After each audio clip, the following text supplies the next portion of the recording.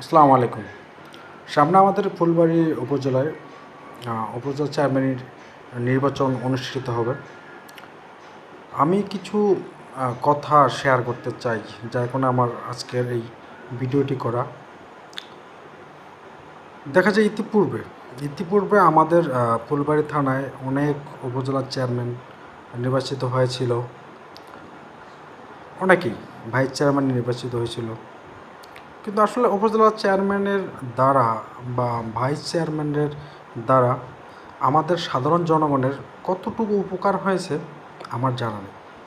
এই উপকারগুলো না হওয়ার পিছনে কিছু কারণ আমার কাছে যেটা মনে হয়, যে একজন উপজেলার চেয়ারম্যান নির্বাচন করতে গেলে মোটামুটি যদি আমি ধরি যে 1 কোটি টাকা খরচ হয়, 1 কোটি টাকা ওই ব্যক্তি যে ব্যক্তি নির্বাচন করবে, যদি 1 কোটি টাকা কোনো ব্যাংকে রাখা হয়, একটা টাকা তো একটা বেনিফিট আসবেই। অথবা ওই টাকাটা যদি উনি ব্যবসা করেন, ব্যবসায়িক কাজে লাগান, তাহলে মোটামুটি 1 কোটি টাকা দিয়ে মাসে 4 থেকে 5 লাখ, 10 লাখ টাকা ইনকাম করতে পারবেন। তো 1 কোটি টাকা দিয়ে যদি 5 লাখ টাকা ইনকাম করেন, তাহলে মোটামুটি 1 বছরে 60 লাখ টাকা। আবার পরের বছরে গিয়ে 1,60,00,000 টাকা আবার ইনভেস্ট করবেন। এরকম করে দেখা যায় 5 বছরে ওই প্রার্থীটি মোটামুটি 10-15 কোটি টাকা উনি ইনকাম করতে পারবেন, যদি কোনো আপদ বিপদ না হয়। তো তাহলে উনি 1 কোটি টাকা যদি ব্যবসা মনে করে এই নির্বাচনে ইনভেস্ট করে থাকেন, যেটা আমাদের ইতিপূর্বে যারা নির্বাচিত হয়েছিল তাদের ক্ষেত্রে এই জিনিসটা দেখা গেছে। কারণ তারা ওভাবে আমাদের এলাকায় কোনো কাজ করেনি, কারণ তারা একটা ব্যবসা হিসেবে নিয়েছে, যার কারণে 1 কোটি টাকা 1.5 কোটি টাকা ইনভেস্ট করছে এবং 5 বছরে মোটামুটি 10-15 কোটি 20 কোটি টাকা তারা ব্যাংক ব্যালেন্স করে নিয়েছে।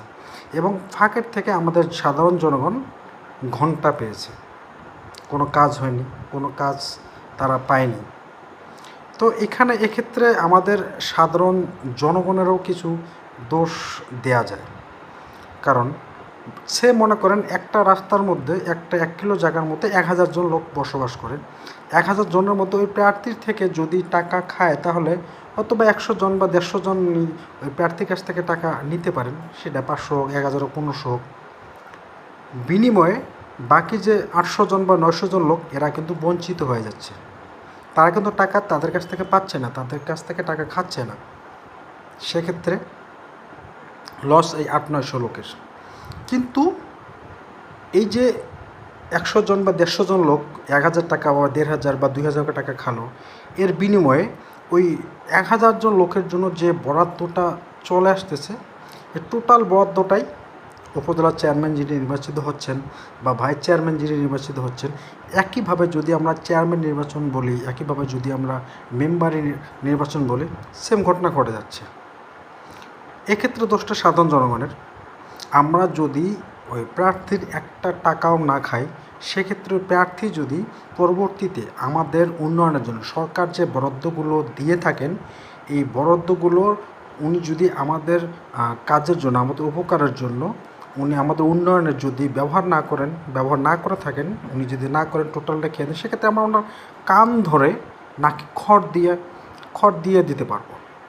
কারণ আমরা ওনার 1 টাকাও খাইনি, উনি আমাদের কেন কাজ করবেন না। সরকার কর্তৃক বরাদ্দকৃত টোটাল টাকাটা আমাদের উন্নয়নের জন্য ব্যয় করতে হবে। কারণ উনি যে নির্বাচনটা করছেন বা করবেন, যদি আমরা 1 টাকাও না খাই, তাহলে ওনার 1 টাকাও খরচ হবে না।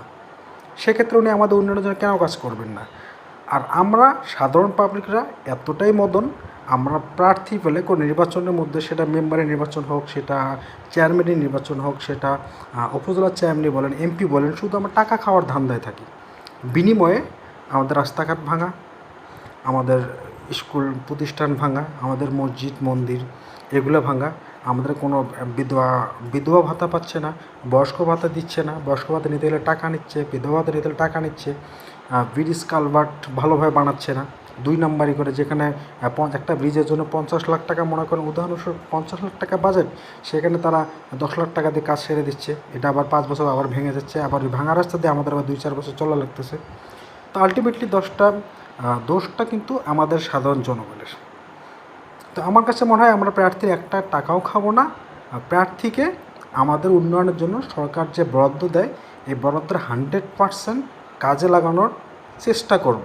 আমরা প্রার্থীকে বলবো আমরা আপনারা 1 টাকাও খরচ করিনি, 1 টাকা খাইনি, অতএব আপনি আমাদের উন্নয়নের জন্য কাজ করেন। তো ইদানিং আমি শুনতেছি আমার এলাকার মধ্যে আমাদের ফুলবাড়ি উপজেলায় শাহ সুজা নামে একজন প্রার্থী হয়েছেন। সুজা মেবি ইঞ্জিনিয়ার উনি। তো যতটুকু মনে হচ্ছে উনি এবার নির্বাচন জয়লাভ করবেন। তো প্রত্যেকবারে তো আমরা অনেককে দেখলাম, আমাদের পরিচিত অনেককে আমরা উপজেলার চেয়ারম্যান বানাইলাম, মেম্বার বানাইলাম, কোনো কাজে লাগেনি, কোনো কাজে আসেনি। তো এবার যেহেতু উপজেলার চেয়ারম্যানেই এবার আমাদের এমপিও নতুন হয়েছে, ডক্টর হামিদুল হক খন্দকার, অনেক ভালো মানুষ। দেখা যাক উনি 5 বছরে কী করেন। দেন আমাদের এবার উপজেলার চেয়ারম্যানই সুজা, উনি নির্বাচনে দাঁড়িয়েছেন। আমাদের উচিত ওনার 1 টাকা খরচ না করে ওনাকে ভোট দিয়ে জয়যুক্ত করার, যাতে উনি আমাদের উন্নয়নের জন্য কাজ করেন। যদি উনি কাজ না করেন সেক্ষেত্রে ওই যে বললাম, কান ধরে নাকে খড় দিয়ে ঘোরাবেন যে আমরা 1 টাকা খাইনি, আপনি আমাদের কাজ করবেন না কেন। আলটিমেটলি আমার এই কথাগুলো বলার ছিল। ধন্যবাদ সবাইকে।